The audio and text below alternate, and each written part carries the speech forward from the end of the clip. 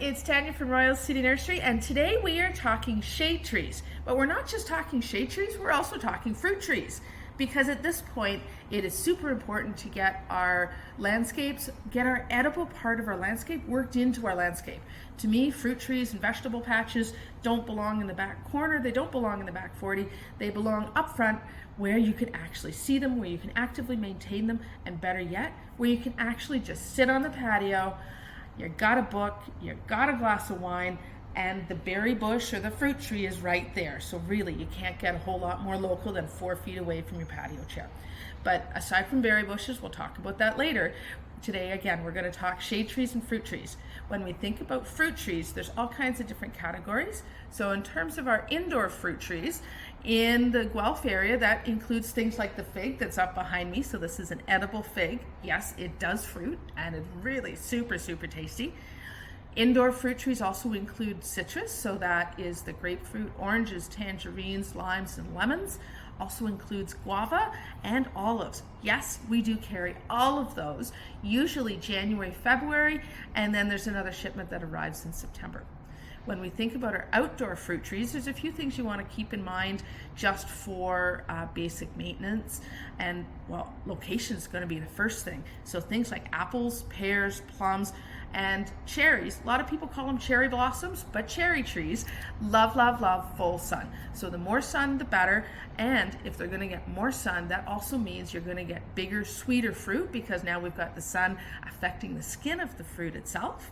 So it triggers some of the sugar production a little bit differently. Yes, there is going to be a little bit of maintenance. So in terms of pruning, you want to think about pruning it every couple of years. And again, look at what the orchards are doing. And I know when I drive past an orchard, the first couple times as a kid, you think, yeah, those trees look a little weird, right? They're shorter and they're more horizontal. But realistically, you're going to get a much better harvest if your fruit trees, you train your fruit trees to grow horizontally. Because again, you get more sunlight and you also get more air. So you get a brighter and a sweeter fruit in order to do that. The other thing you want to do in early spring, so it would actually be right now, so tail end of March, early part of April, you're going to spray your fruit trees, and not just your fruit trees, your ornamentals, so your magnolias, your euonymus, roses, also your maples. There's a great shade tree there too. You want to spray them with something called a dormant spray kit. So it comes in a box, and when you open up this box, there's actually 2 things in here. So one is the lime sulfur, and the other is a dormant oil or a horticultural oil. The horticultural oil, this one is meant to reduce overall insects, overwintering insects, and the lime sulfur reduces overwintering disease. You're going to mix the 2 of them together.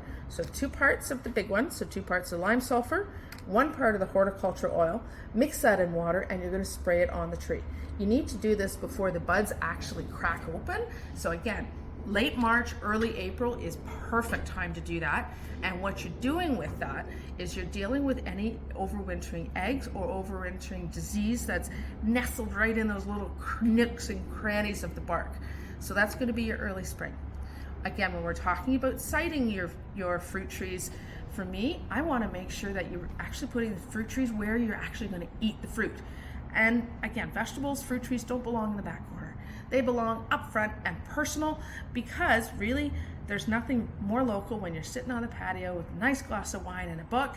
I want to be able to eat off the blueberry bush that's right here. Really, you can't get much more local than a whole 2 feet away from you. We're going to talk berry bushes later on. So fruit trees are awesome because you get some beautiful spring color with the blooms, and then you get a beautiful fruit later on.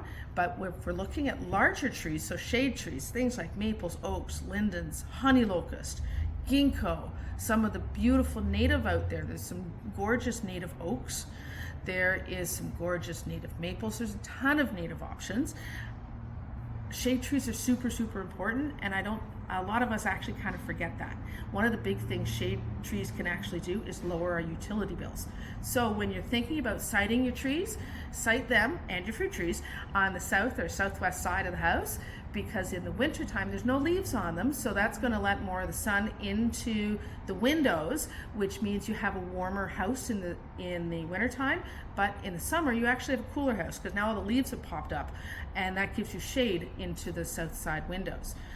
You also want to make sure that when you're planting a tree, now I go back to what my grandfather said a long, long time ago. Gardeners plant hope, right? All of us, we don't plant trees for today, we don't plant trees for tomorrow, we're now planting trees for generations to come. And as far as I'm concerned, that's one of the most sustainable things you can do on this planet. We've got Earth Day coming up. Earth Day is a hugely important thing, not just to our industry, not just to me, but important to absolutely everybody. So make sure you get out there, plant a tree. Doesn't matter what tree you plant, you just want to make sure that it's appropriate to your space. I'll just ask you a question quickly. You said that you have to plant 2 fruit trees Yes. to flower or to produce fruit. Absolutely. So again, when we're thinking about those apples, pears, cherries, and plums, you need to plant 2 different kinds. You got to get your cross-pollination going in there. So you need to get the bees involved. But that means you need 2 different kinds of apples, or 2 different kinds of pear, or 2 different kinds of cherry, or 2 different kinds of plum. You can't plant a cherry and an apple. It's kind of like crossing a cat and a dog, right? It doesn't particularly work. There are self-pollinating varieties. There are also what's called a combination variety. So you get like 4 or 5 grafted onto the same trunk. And those are awesome for those of us with smaller spaces. That's actually the way to go. Thanks very much, Tanya. You're welcome. Bye-bye. Bye now.